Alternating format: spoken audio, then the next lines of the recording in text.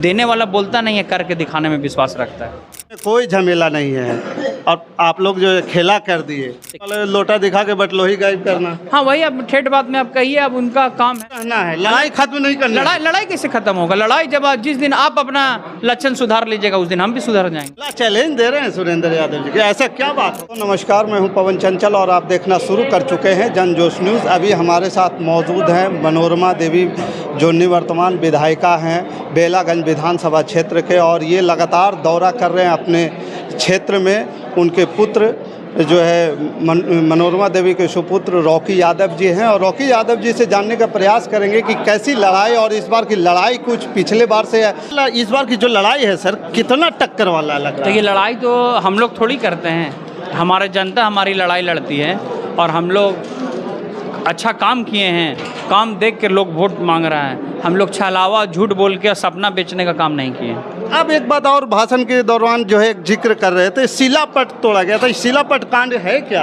देखिए, शिलापट आदमी, देखिए शिलापट जैसे गांव में विकास हुआ तो सरकार की तरफ से शिलापट लगाया जाता है कि हम नेता ये जनप्रतिनिधि के द्वारा मेहनत करके ये करवाया गया, तो लोग शिलापट तोड़ के अपना गुस्सा को ठंडा कर रहे हैं कि जो विकास हम 34 साल में नहीं किए वो 8 महीना में कर दिया।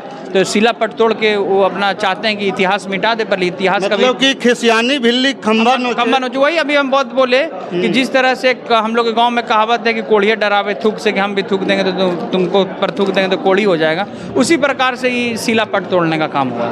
अभी अब जो कह रहे थे कि लोगों को डराने धमकाने का भी काम हो रहा है। रॉकी यादव बगल में है, पहले उनसे लड़ लीजिए।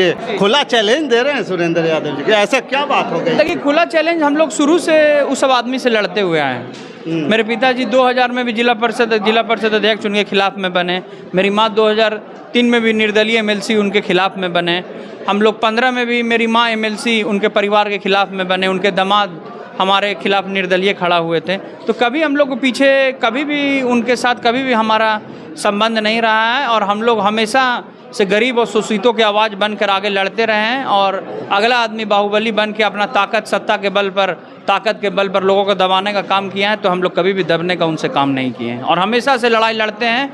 हमारे पिताजी भी लड़े, मैं भी लड़ूंगा, मेरा आने वाला जनरेशन भी हमेशा लड़ाई लड़ने के लिए लड़ते रहना है, लड़ाई खत्म नहीं करना। लड़ाई कैसे खत्म होगा? लड़ाई जब जिस दिन आप अपना लक्षण सुधार लीजिएगा उस दिन हम भी सुधर जाएंगे। आइए, तेजस्वी यादव लगातार जो है माई बहन योजना की बात कर रहे हैं, घर घर नौकरी देने की बात कर रहे हैं। हाँ। इसमें आप लोगों को क्या लग रहा है? देखिए, एक बात करना और एक बात को लागू करना, दोनों दो चीज़ होता है। अभी हम बोल दें कि अभी आप बाहर निकलिए, आपको हम हेलीकॉप्टर से अभी भेज रहे हैं, और एक आदमी अभी आपको तुरंत अभी गाड़ी पर बैठा कर ले जाए और हेलीकॉप्टर देखने के लिए भी बाहर नहीं मिल रहा है, तो आपके साथ छलावा हो गया ना। तो वही वाला लोटा दिखा के बटलोही गायब करना। हाँ वही, अब ठेठ बात में आप कहिए, अब उनका काम है। अभी कहिए कि बात कि आप सरकार में आ जाते, अब दे देते तब बात होता। हमारी पार्टी, हमारी सरकार तो कभी किसी को नहीं बोली थी कि हम पैसा देंगे, पर लेकिन हमारा ये तैयारी था कि सब महिला लोग को सशक्त करना है, तो ये सब हमारा सरकार का तैयारी था, हमारा पॉलिसी में था, उसको सीधे लागू किए। कभी आप पूछिए कि देने से पहले कभी हमारा पार्टी का एक भी नेता कोई बोला था कि हम पैसा देंगे? देने वाला बोलता नहीं है, करके दिखाने में विश्वास रखता है। नहीं, जिस प्रकार से 10,000 महिलाओं को दिया गया, तो वो महागठबंधन वाले तो ये बोल रहे हैं कि घूस दिया गया है वोट के लिए। देखिए, तो आप 2,500 रुपया महीना घूस देने की बात नहीं कर रहे हैं। वो पैसा अभी क्यों चर्चा कर रहे हैं? आप जीत जाते तब आप कहते कि 2,500 देंगे। अभी आप बोल के आप लोगों को भरमा नहीं करना काम कर रहे हैं। जिस तरीके से एक दलाल अभी नौकरी के नाम पर सर्टिफिकेट ले लेता है और कहता है कि तुर नौकरी लग जी तो मेरिट में नाम आ जी तो, और पैसा ले लेता है, तो ठीक उसी प्रकार ऐसा हो रहा है। सुरेंद्र यादव जी द्वारा जो है पिछले बार चुनाव में एक बात का लगातार बात बोला जाता था कि बेला में कोई झमेला नहीं है, और आप लोग जो खेला कर दिए। देखिए, बिल्कुल सही बोल रहे थे, झमेला नहीं था तभी ना जीते हैं। वो तो अपना बात सही बोल रहे थे, बात तो गलत थोड़ी कर रहे थे। झमेला नहीं है वहाँ, झमेला एनडीए की जीत क्लियर है, तो इसीलिए जो बोल रहे हैं कि झमेला नहीं है, वो बेकार वो जान रहे हैं कि हम परेशान हो रहे हैं, इसीलिए खुद अपना मुँह से बोल रहे हैं झमेला नहीं है। विश्वनाथ यादव जो है अभी नामांकन किए, कई कलाकारों के लेकर आए। आपका एक उसमें फेसबुक पोस्ट पे भी आया था, नचनिया बजनिया वाला भीड़ है। ये भीड़ को कैसे आप लोग देख रहे थे? बड़ा चर्चा में है। देखिए, मेरा बात समझिए, जब अपना लोकप्रियता जब कम पड़ जाता है जी जी, तो लोगों को कलाकार का सहयोग लेना पड़ता है। कलाकार के नाम पर भीड़ दिखा के भाड़े की भीड़ को अपना भीड़ दिखाना पड़ता है। हम लोग का कभी भी आप देख लीजिएगा कि उतना दिन के प्रोग्राम में, कोई भी राजनीतिक प्रोग्राम में एगो ढोलक और हारमोनिया भी हमारे स्टेज पर नहीं था। हम लोग काम करके लोगों को बताते हैं और लोगों को दिखाने का काम करते हैं।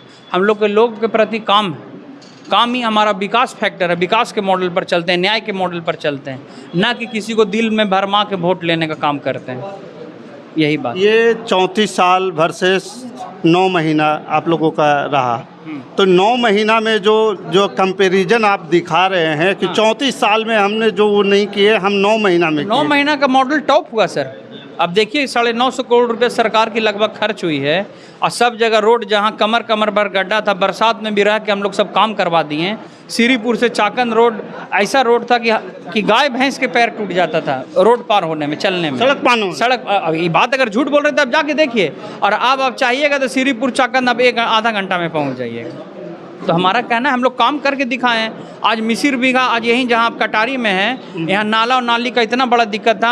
हम लोग ने बुडको के माध्यम से मेरी माँ के अनुशंसा पर यहाँ 2.5 करोड़ का योजना हुआ है और योजना लगभग आधा से ज़्यादा पूर्ण भी हो गया। तो हम लोग तो काम करके दिखाने में विश्वास किए हैं और जो काम किए हैं वो हर जात और हर धर्म के लिए किए हैं। बाड़ा में मस्जिद से लोग को रोड पर चलने के लिए आदमी नमाज अदा नहीं कर पाते थे, सब नापाक हो जाते थे, सब नाली का पानी हाँ, और हम उसको हमने नाली का पास वहाँ 2 करोड़ रुपए का योजना हमने पास करवाया। तो हम हर जात और हर धर्म के लिए काम कर रहे हैं। आज जब धर्म की बात आती है, जब मुस्लिमों की रहनुमा जो वो बन रहे हैं, यही अमजद जी जब चुनाव लड़ रहे थे तो वो मुस्लिम के गाँव में वोट भी नहीं मांगते थे और कहते थे कि अगर बेला के अगर पाकिस्तान बनाना है तो अमजद को वोट दे देना। ये बात वो अपने मुंह से हर समय, ये जितने भी बहुत लोग जानते होंगे ये बात। तो आज जब वो देख रहे हैं कि दोनों यादव का लड़ाई है, चाहे दूसरा धर्म का लड़ाई, तो देख रहे हैं कि बिना मुस्लिम के मेरा नैया पार नहीं लगेगा। तो आज मुस्लिम के अपना बाप और भाई बता रहे हैं। मतलब खेला खेल रहे हैं, राजनीतिक कर रहे हैं। राजनीतिक खेला खेलने से जनता उनसे बड़ा खिलाड़ी है। जनता बड़ा क्या। हाँ। इस बार का समीकरण जातीय समीकरण क्या है? चूँकि बिहार में जातीय समीकरण का एक बड़ा फैक्टर माना जाता है कोई भी चुनाव हो, तो पंचायत चुनाव हो, चाहे लोकसभा हो, चाहे विधानसभा हो। इस बार का जातीय समीकरण में आपका क्या विचार है?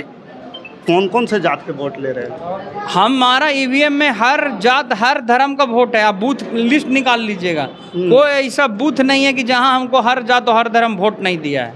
ये बात आप समझ लीजिएगा। हम लोग कोई भी जाति के विरोध नहीं है। वो तो जातिवाद के राजनीति करके गरीबों और गांव में महादलित और लोगों कमज़ोर लोग को डरा के धमका के काम किया करते थे। हम लोग के आने से गांव का बिचौलिया का दुकान बंद हो गया है।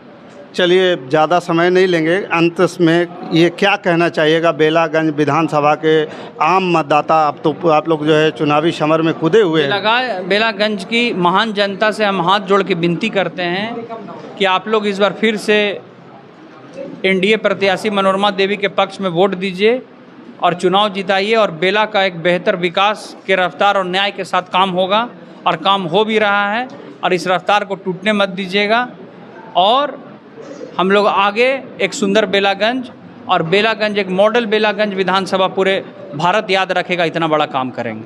चलिए दोस्तों, देखिए रॉकी यादव लगातार जो है 9 महीना बनाम जो है 34 साल की बात कर रहे हैं, सुंदर बेलागंज और एक मॉडल बेलागंज की बात कर रहे हैं। आपका क्या विचार है आप हमें कमेंट कर जरूर बताइएगा। हमारे साथ बने रहने के लिए धन्यवाद। जय हिंद, जय भारत।